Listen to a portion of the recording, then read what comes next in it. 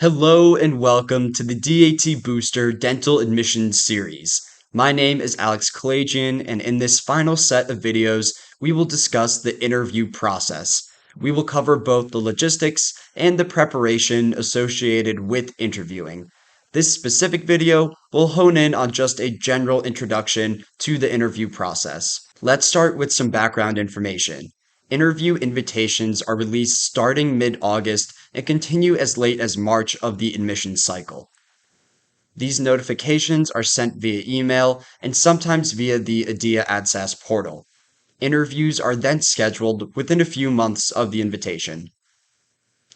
Keep in mind that interviewing levels the playing field. Every applicant at this stage has a strong GPA, DAT score, and personal statement. Your ability to interview will either help or hurt your chances in the admissions process. This is a critical component and it requires preparation. Let's look at some overarching interview styles: open file and closed file. In an open file interview, the interviewer has access to your entire application prior to the interview. This generally yields higher level of detail in their questions. In a closed file interview, the interviewer only knows your name prior to the interview itself. How you prepare and respond to questions in each of these interview styles will vary.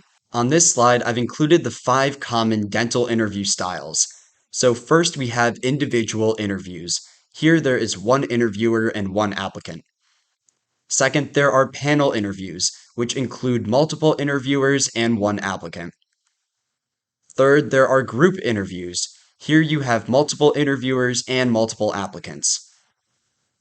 Fourth, we have video interviews. In this style, there are individual recorded responses to live questions. This is typically done remotely away from the dental school. And lastly, we have multiple mini interviews. Here you are provided a prompt for 1 minute, then you have 5 to 10 minutes to respond to the interviewer. Dental schools across the country really vary in their styles, so you should be prepared for any of these. Next, we will go through the logistics of both in-person and virtual interviews. So for in-person interviews, it's important that you take the time to carefully read your interview invitation. This contains important information on the interview style, the location, and the time.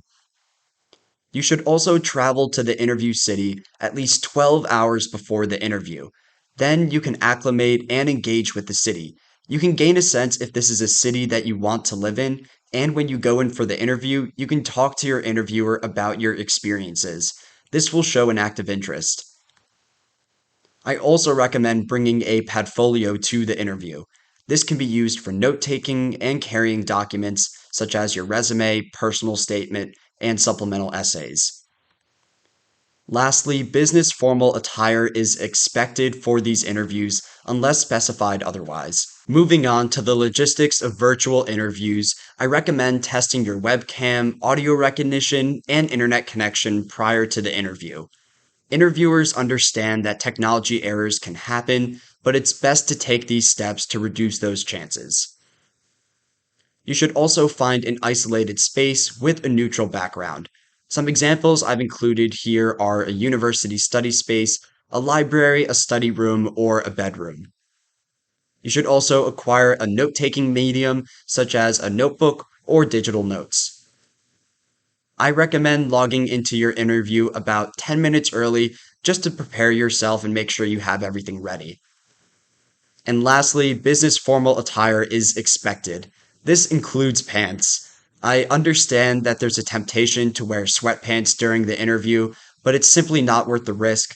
If you stand up at one point and an interviewer sees that, you will be seen as unprofessional.